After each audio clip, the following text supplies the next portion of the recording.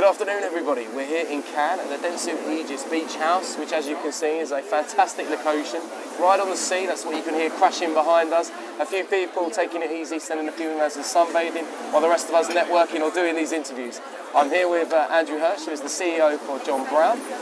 Andrew, it's been an exciting last few months for you guys. Tell us something big happened, I think, in your world. Yeah, very exciting few weeks. We finally agreed our acquisition by Dentsu 5-6 weeks ago. Something we've been working on for about 9 months in total. And one of the interesting things for me was that we were doing some deals in other countries already together, so I think to get to know each other culturally. So we actually were successful in America with a big supermarket in just out north of Boston. We did some work in South Africa, mainland China, and obviously in the UK. And by the time we've done all that, culturally we knew there was a very good fit between us. But then it was a nice relief to get the deal done in the end. Absolutely, and it must be lovely that media agencies in particular now, I mean, from our point of view, we've always been in content, yes, so yeah. the kind of coolness of content and this whole trending topic for us is kind of strange, but it is wonderful to see agencies embrace it. Yeah, I've probably been quite well known for being outspoken on what's all the fuss about. We've been doing content for a long time, and like you, we've been doing best part of 20 years we've been doing content, and I think that all that's happened really is all the data that's coming out of companies like iProspect, for example, and Cara has proven that original rich content is actually working for companies. And I think it was maybe our own fault as a business, and maybe our industry was a little bit too instinctive and saying to companies, we know this will work for you, just believe us. Now we've actually got the data to back it up, and I think that's made a huge difference. Yeah. And what does it mean for you as a company in terms of, we talked about you did a deal, you got culturally in with the guys from iProspect in terms of how you work, how they work. Does it mean you can now effectively go global? Yeah, we've currently got offices in 5 markets. So apart from London, we're in Dubai, Hong Kong, South Africa, and now Boston. And typically, when we've launched an office as our own, as John Brown, we've opened it, got a client, an anchor client, which has often been a supermarket, bedded it down for about a year, and then looked to grow the business from there. And I think this will allow us to bed things in much quicker, maybe in 3 months. And then look to grow those offices much quicker, and also to grow the network much quicker. So it'd be quite nice to have a number of offices throughout Asia. We've got the one office in Hong Kong. I'd love to do something in Japan. That's always been a pet thing for me, and hopefully this will open the way to Japan. America's also a very, very important market for us, as is the rest of Asia. So there's some markets where being although we're a very big player in the content space, in the agency world, we're still relatively small as John Brown.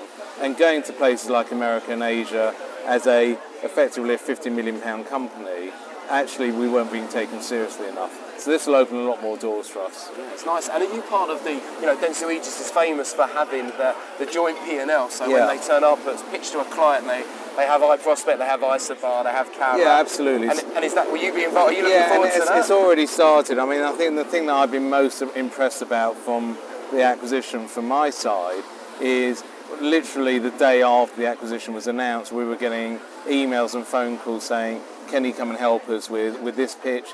Or there's a client over here that actually wants to talk to you, and we've got them lined up because they're not happy with their content provider, come and talk to us, or there's a content opportunity.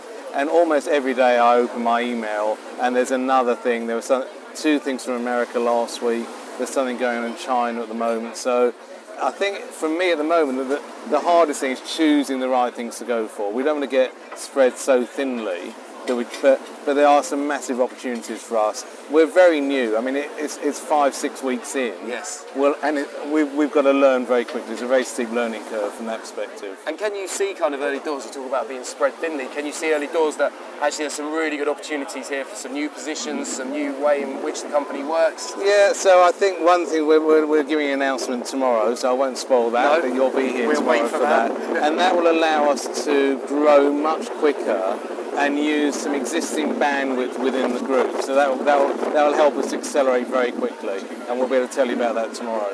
And we talked about countries, you talked about Japan. Are there any clients, you've obviously seen the list of clients that Dentsu have, are there any clients there that you would love to be producing the content for more than anyone else? I wouldn't choose one client. I mean, I think that's slightly unfair because but I wouldn't choose one client. In actual fact, we've got half a client lined up in Japan on our own that we've seen 2 or 3 times just as John Brown.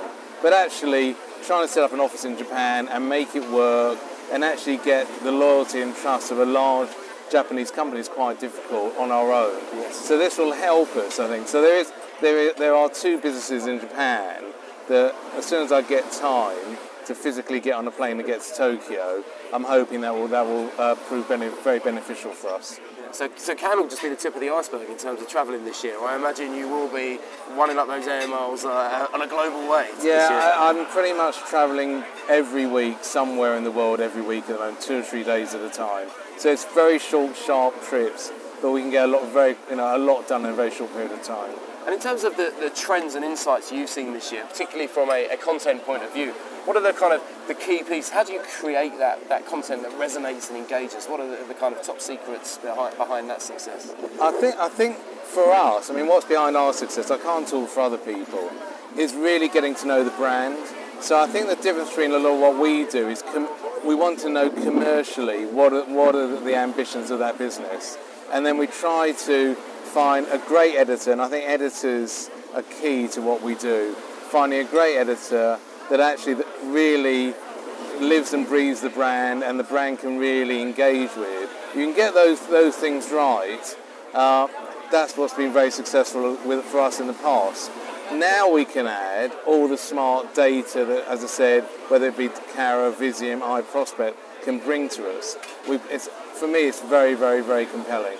And that's an interesting point you raised there in terms of getting the right editor for the right brand. One of the hugest issues in the industry globally is the one of talent. Where do you find that correct talent? How do you retain that talent? And how do you train them? Is that are you finding it's hard to find the right talent? No, to date it hasn't been a problem.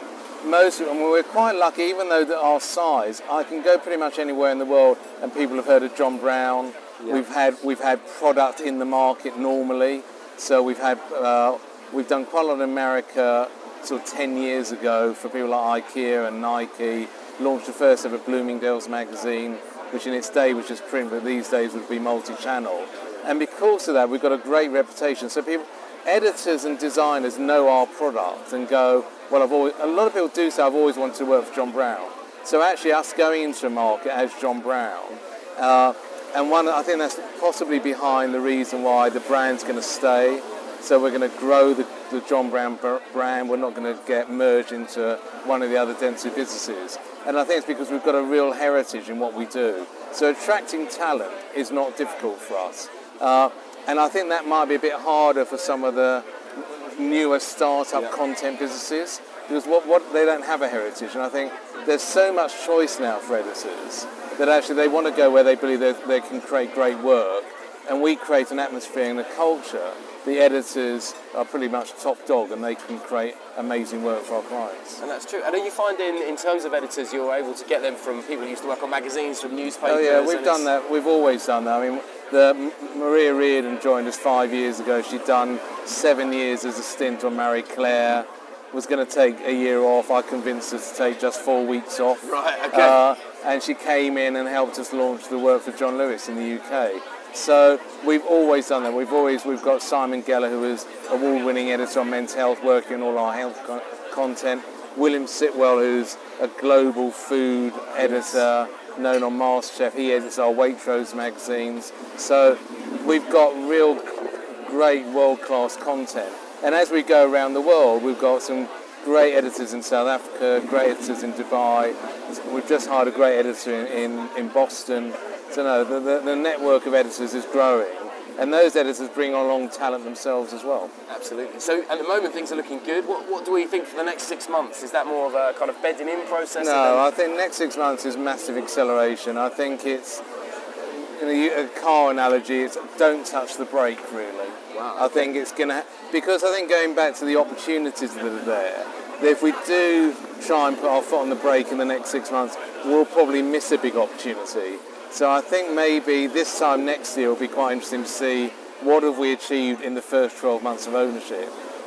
What have we done overseas? How much have we grown our overseas businesses? How much have we grown the UK? Which offices have we opened? So I think it's massive acceleration. And what does success look like for John Brown and the new setup in the next 12 months? It's a really good question. I think it's maintain the culture. I think that's really important. Carry on producing great content that's true to what...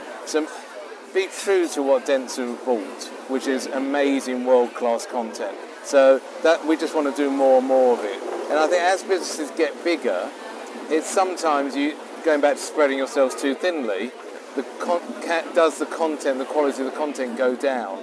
And I think what success will look like for me is a much bigger business, but if anything, we've actually raised the quality of the content. And part of the raising the quality of the content will come through the knowledge of data that we're getting from the Dentsu Group. Absolutely. And then I suppose finally, you're here for a few days in Cannes. Obviously, the big announcement tomorrow, which is on Wednesday. And what else are you looking forward to? Will you get yourself into any of the sessions? Obviously, here the Dentsu sessions, but any of the sessions in the Palais? Actually, I'm using the 2 days to cut down on travelling. So I'm actually seeing where we are here, which is where all Dentsu people are based themselves. So most of the CEOs from around the world are here. So it's an opportunity for me to chat to them rather than getting on a plane to Australia or Singapore. So actually, I'm probably going to spend the 2 days here, but then there's much worse places to be for 2 days, and just chatting through what the opportunities are in the various markets without actually having to fly there at the moment. Absolutely. I think that the aim of it is by the last day you need to be on one of these beds here for the afternoon. That's the key, isn't it? Yeah. Well, hopefully not in the middle of the night. No, not in the middle of the night. In the day. In the day would be good. Thank you very much for that, Andrew. Great. Much Thank appreciated. You.